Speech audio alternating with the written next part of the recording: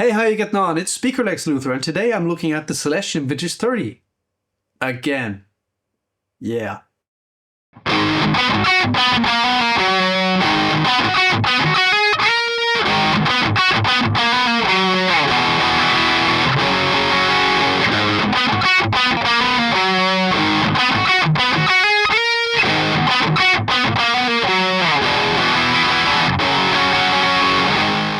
For those of you who don't know, about 2 years ago, no, pretty much exactly 2 years ago, I went on a bit of a Celestion Vintage 30 odyssey.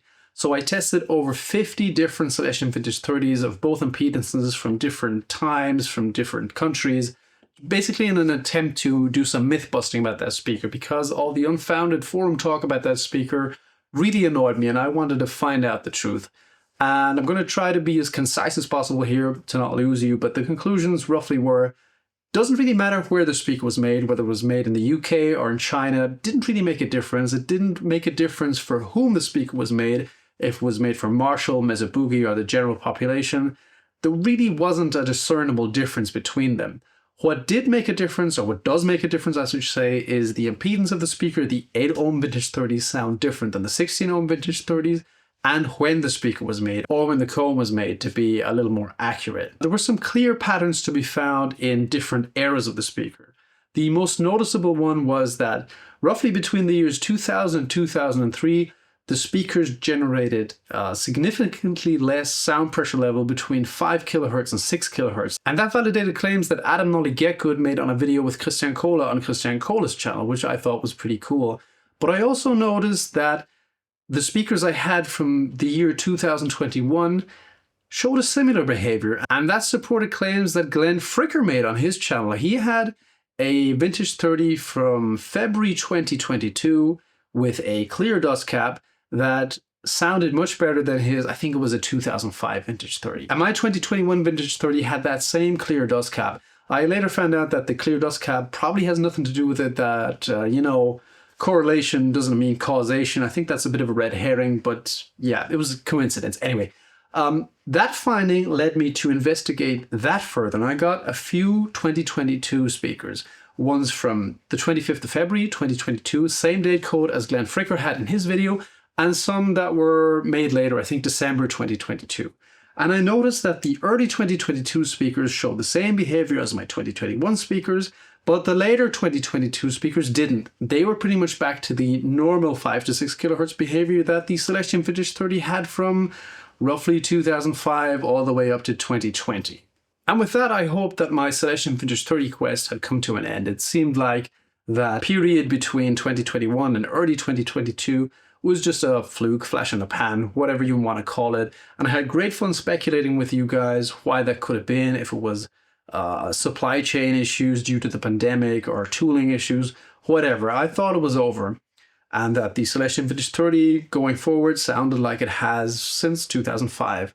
However, some of my friends were reporting to me that they had new Vintage 30s that sounded really, really good to their ears. One was, again, Nolly, who did a shootout with Zilla cabs and reported that the new Vintage 30 that Paul from Zilla had for that shootout sounded really good, almost as good as his favorite speaker that he had brought to the shootout. And my other friend John Simons from Sonic Drive Studios had gotten a new Engel cab last year with Vintage 30s that sounds fantastic. So I wondered if there was more to it, if there had been further development. But still, that wasn't enough to convince me to buy a new Vintage 30. But as of late 2024, reports were coming in that Celestion had moved the production of the Vintage 30 back from China to the UK.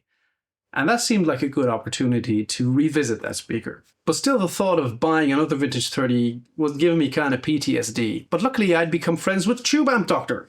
And not only did Tube Amp Doctor confirm that the Celestion Vintage 30 was made in the UK now, they also agreed to lend me one. So I suppose this video is sponsored by Tube Amp Doctor. I'm sending this back. I don't need new Vintage 30s, but thank you very much to Tube Amp Doctor. Anyway, what I'm planning to do is to stick this brand new Vintage 30 into my Grossmann SG ISO cap next to me here. I used this very same ISO cap for my big Vintage 30 test and that follow-up test of the new Vintage 30s, and today I want to use it again.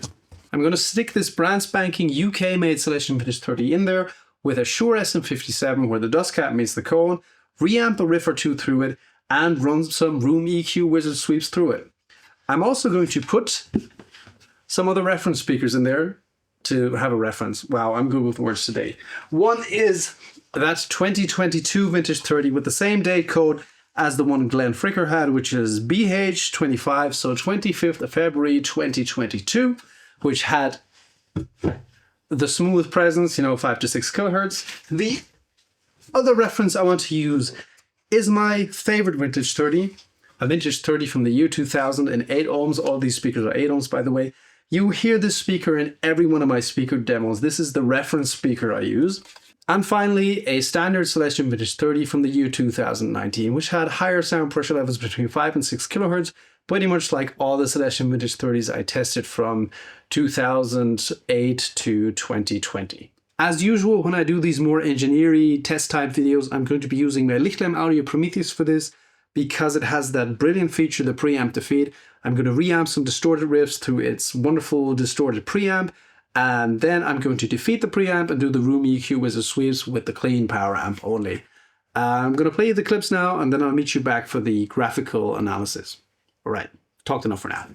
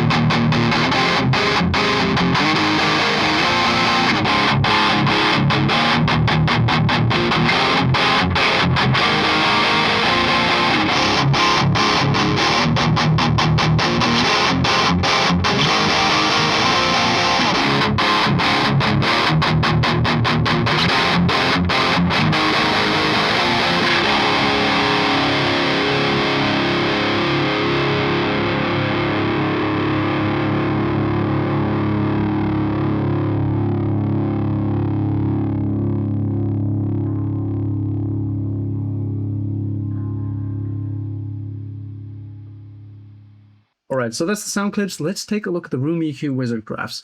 So I've got Room EQ Wizard open here, and the red line you see here is the frequency response I got from the 2022 reference. So the 25 BH, BH25, the same one that Glenn Fricker had in his video. And by itself, that doesn't mean an awful lot. But if we add in the 2019 reference, there's always going to be slight variation here over, over 500 hertz. That's where it starts to, the squiggles start to squiggle different. But the big difference, or the pattern I found in my big tests, was here between 5 and 6 kilohertz. And you can see that is a big difference. The 2022 reference just drops off much sooner behind 4K or after 4K.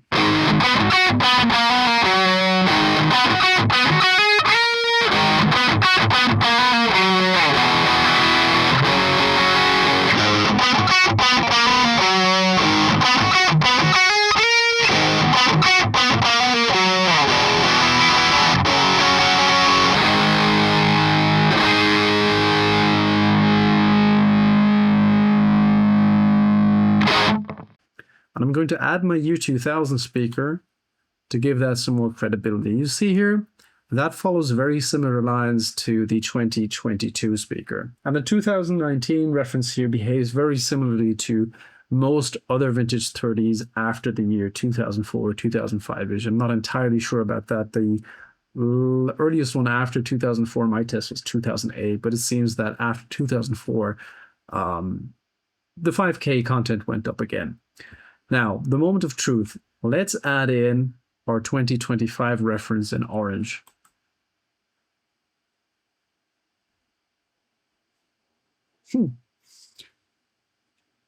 I was not expecting that. Honestly, I was expecting it to behave like the 2019 reference, the same as the late 2022 speakers behaved that I had in my V30 follow-up video. Because, yeah, I thought it was a fluke, but it seems to be a long-lasting change. The new V30s behave similarly to the year 2000 to 2003 vintage 30s.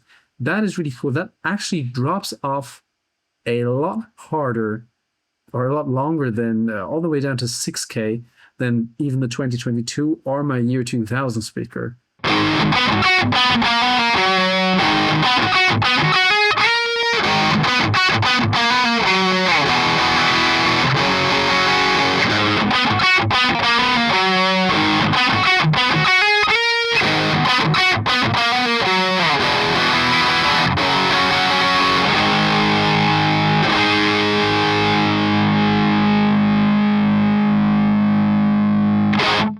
Yeah, really cool. You can see even here between 1 and 2K, both the 2022 and the 2025 speaker behave very similarly to my year 2000 reference speaker, unlike the 2019 speaker that is, yeah, it has a dip here around 1.5K. I did not expect that. I'm very surprised. You may have been able to see it from my reaction just there, but I'm pretty freaked. I really didn't expect this speaker to behave the way it does. Yeah, I don't really know what to say other than I don't want to give this back to Tube Amp Doctor. I'm going to ask if I can buy this retroactively because it sounds really good. So I'll show you the label here again. Or not again, I haven't shown it at all yet. You can see it is a T3903B. Made in the UK. The label looks slightly different now.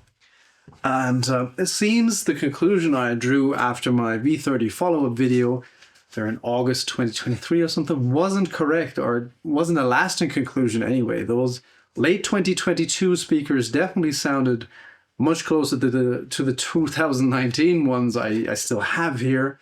But it seems like after that, Kurt Müller and Celestion or whoever really course corrected. They really changed the way the V30 sounds and made it sound like the way it did in the early 2000s. So yeah, what is there left to say?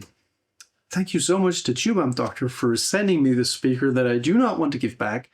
And some retailers might still have stock of Chinese speakers, so it's not exactly clear what you'll get when you order there. But I know for a fact that Tube Amp Doctor don't have any stock of Chinese speakers anymore. If you order at Tube Amp Doctor, you're going to get one of these new UK-made Vintage 30s. That was the reason why we've waited a bit. This video has been planned for quite a while, but the guys at Tube Amp Doctor, my guy there, Tom, wanted to only do this project once they were sure they didn't have any Chinese speakers anymore, because yeah, you wouldn't want to order one there expecting a UK V30 and then be disappointed when you get a Chinese V30. So that's the reasoning behind that. If you order a Tube Amp Doctor now, you'll get a UK V30. And if you want to support me, you can use my affiliate link down there below. But of course, you don't have to. This isn't a money thing for me. This is just a nerdy passion project. This is, yeah, I don't know what to say. This is really cool.